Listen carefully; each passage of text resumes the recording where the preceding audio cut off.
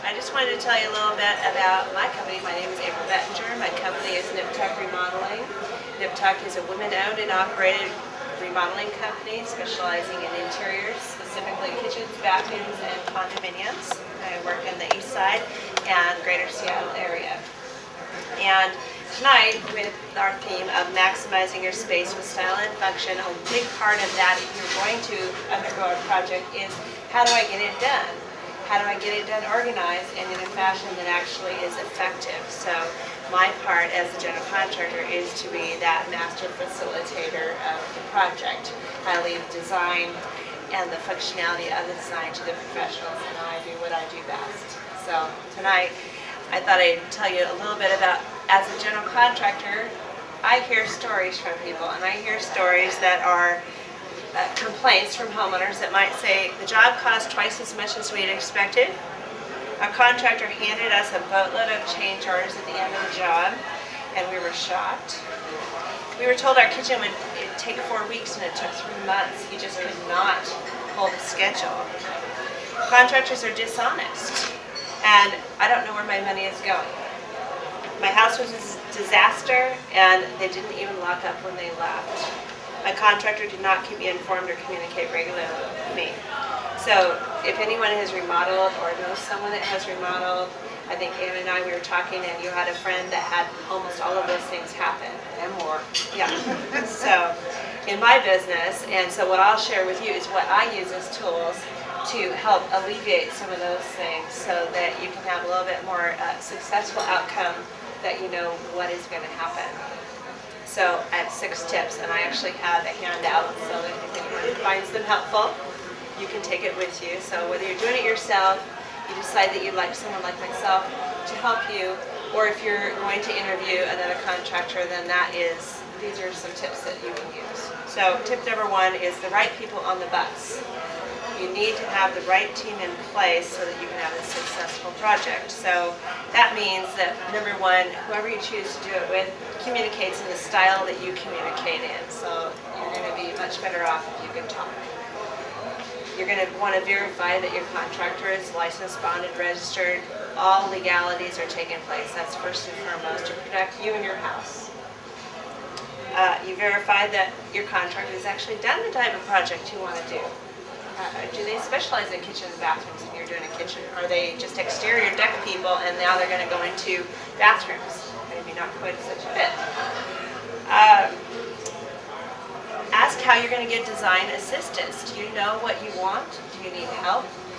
Myself, I'm a contractor, but I am not a designer, so I rely upon referring people like Melinda and Jill so that they can bring in the team that best suits what you need for your home. And you might find that someone says, well, you just tell me what you want and I'll make it happen.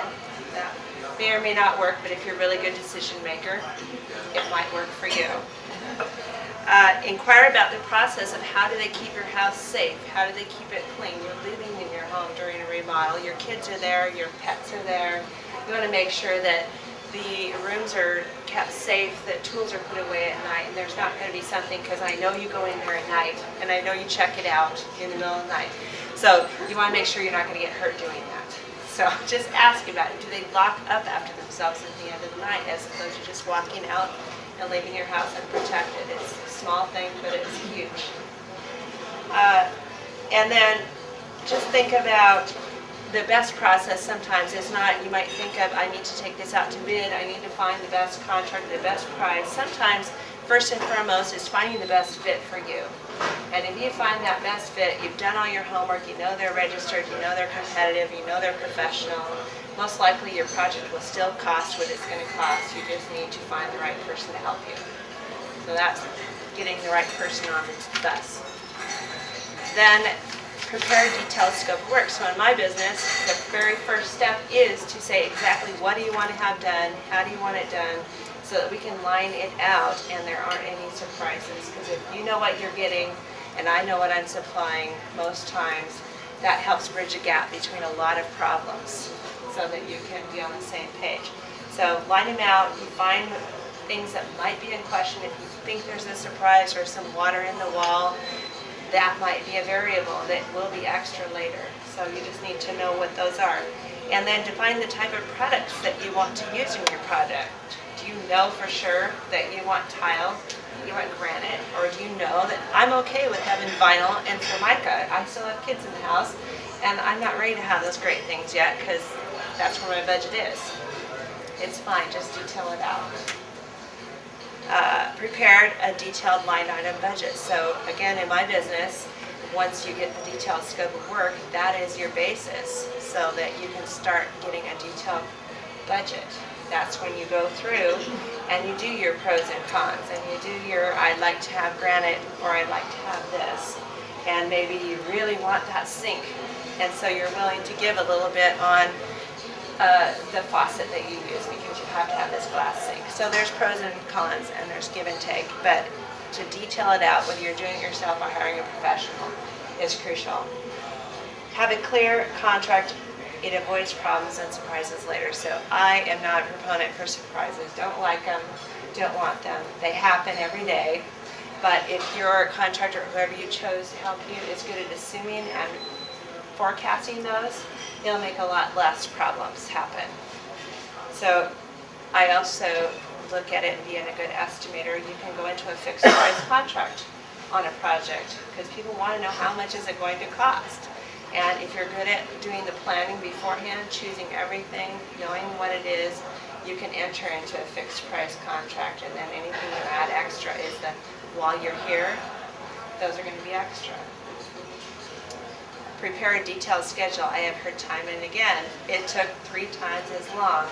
If you can prepare a schedule and you can have a place where everybody is on the page, you know when the plumber's coming, when the templater is coming, when the glass is coming, and you share that with everyone involved, then that's going to make it so that everyone's accountable for it. The people involved know who comes next and who they affect if they don't show up. And it also gives you a place to think about your plan B. So do not start a project without knowing what is my plan B. What happens if the plumber is sick? Because I've got a plumber that's only one guy and he can't show up, but I have to have this happen tomorrow. So just have a fallback plan. That's where a contractor comes in place that has more team members and they know how to react to that. So that's something to think about. Keep a detailed accounting of the money. So what gets measured gets managed. If you know how much money you start out to spend or invest, budget, whatever you'd like to call it, then as you go, if you've ever been on a cruise, put it this way, you go on a cruise, you're having a great time all along, and you just have this free checkbook going along. I want that drink, I like this margarita, I like this pina colada. You get to the end. Oh my gosh, it's $1,000 bar bill at the end. You didn't even know you had that much fun, but there it is.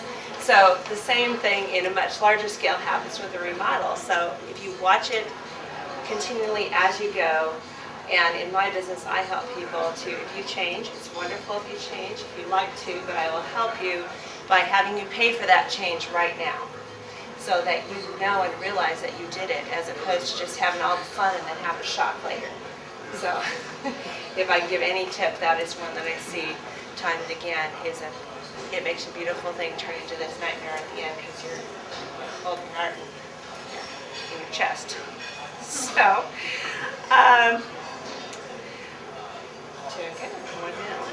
again, I just wanted to thank you for coming tonight and for your support. Appreciate that. And just remember, always, recreating your space, it should be fun, it should be exciting, it's something you look forward to, and if you plan it right, you organize it well, and get the right members on your team, it will be successful and you won't have issues.